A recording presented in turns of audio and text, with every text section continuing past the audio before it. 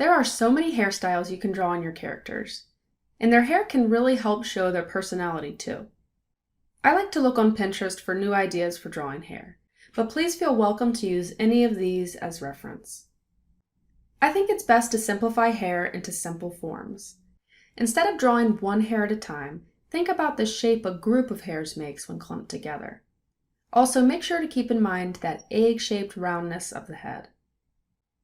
When drawing hair, you'll often see lots of S-shaped curves and C-shaped curves, and the reverse as well, so get used to drawing these long flowing shapes. You'll also see some bunching of the forms, like they are here. With really curly hair, you'll still have those S curves and C curves, only they'll be smaller and there will be more of them. Just remember, think big shapes instead of single hairs, and that will immediately simplify the process. Here are a few hair examples broken down into steps. Usually I like to start off by drawing loose hairs around the face. Usually I'll use 3H pencil and I'll work on the hair lightly until I'm sure of the direction I'm going. I work lightly as I draw because often I will put in a few strokes and I feel like it's just not going the right direction for the character, so I'll erase and try again. And working lightly at first really helps me do this easily. As always, have fun and experiment with hair. This is where the character starts to really come into their own. Always try to break complex things down into simple shapes to help simplify it in your mind and then also on the paper. So I start with a simple sketchy line for her part. Now I'm drawing loose clumps of hair to frame her face. I'm also indicating that egg-like roundness of the head. Now I'm flaring the hair out with a soft curve. Usually the hair will cling closer to the head at the ears and then flare away from the head as it comes down. For this hairstyle, I'm wrapping some pieces of hair around the head for the half up, half down look. I think this is a very pretty and feminine hairstyle and I think it fits my character.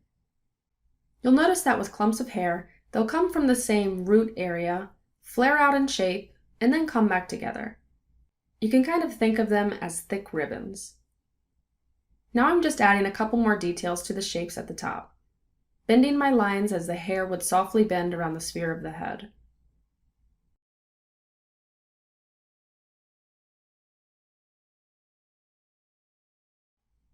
Now I'm quickly toning the hair with my 3H pencil. Like with the ears and all the other features really, you can decide just how detailed you want to get. This can be as simple or as detailed as you wish, so you may choose to not even put a tone on. With a tissue, you can easily blend large areas of the piece, rather than using the stump. Now with my kneaded eraser, I just clean up any extra fuzz. And then I flip my drawing upside down. Sometimes for me, it's just more comfortable to do certain strokes in a certain direction. It just felt easier drawing these hairs upside down.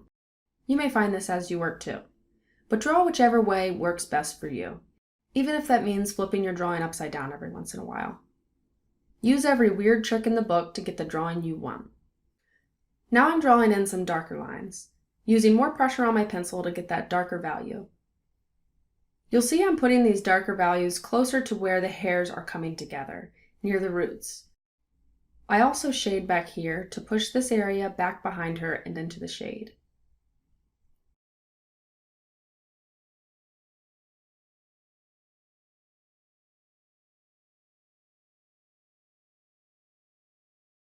Now with my 4B, I go in and add some darker accents. This will make the character pop with contrast. In this one, I keep the areas around the face dark.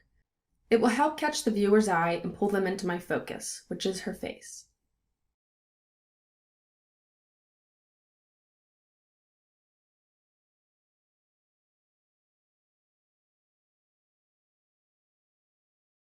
For the next shadow, I'll typically draw a shape like this, to help give some separation between the head and the neck.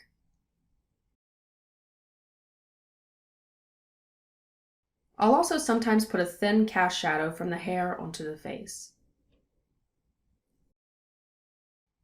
I like to finish off drawing my hairstyles with a few light curved flyaway hairs. I think this adds some fun and freeness to the sketch and keeps it from looking too forced. At areas like the part, you may also want to do a couple more detail hairs as well. So start with simplified shapes. Then add detail and tone when you become confident in the design. Then finish off the hairstyle by redefining and adding in some flyaway hairs. Now let's take a look at some 3/4 hairstyles. The ideas are all the same. Usually when I start drawing hair, I just have a vague idea of where I'm going. And it only truly comes about as I experiment and put down more lines and shapes. So have fun and take some chances. You'll probably come up with a really cool hairstyle when you do. Looking at references will be extremely helpful when it comes to drawing hair, and really when it comes to drawing anything. Sometimes I can draw out of my head because I've memorized some designs through study and practice, but only because I studied from real-life subjects and from photos. If you want, photograph your friends with different hairstyles and work from those. Or like I mentioned, Pinterest is a treasure trove of inspiring images and will be sure to give you great ideas. So you'll see I always start with the same general process. I plan out the shapes lightly with my pencil, and then as I become more confident in my design, I add smaller details and darker lines. With hair, try keeping some lines light and thin, and others thick and dark. This will give your piece exciting variety.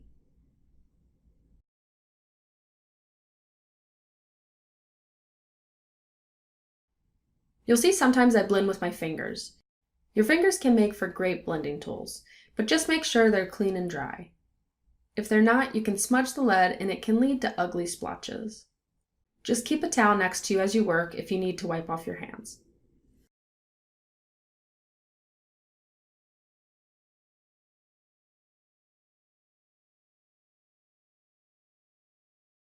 Now with my 3H, I'm just adding a little cast shadow on her face.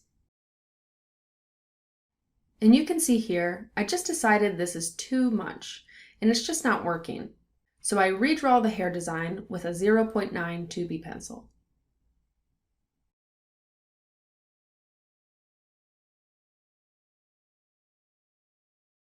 To finish this hairstyle, I just add some quick flyaway hairs with my light 3H. As you can see, drawing hair from your imagination can take a certain amount of trial and error. If you want a more straightforward process, however, using references will be the way to go.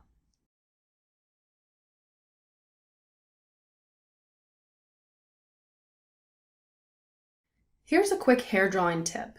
A dirty stump can also help you add some nice value to these groups of hairs.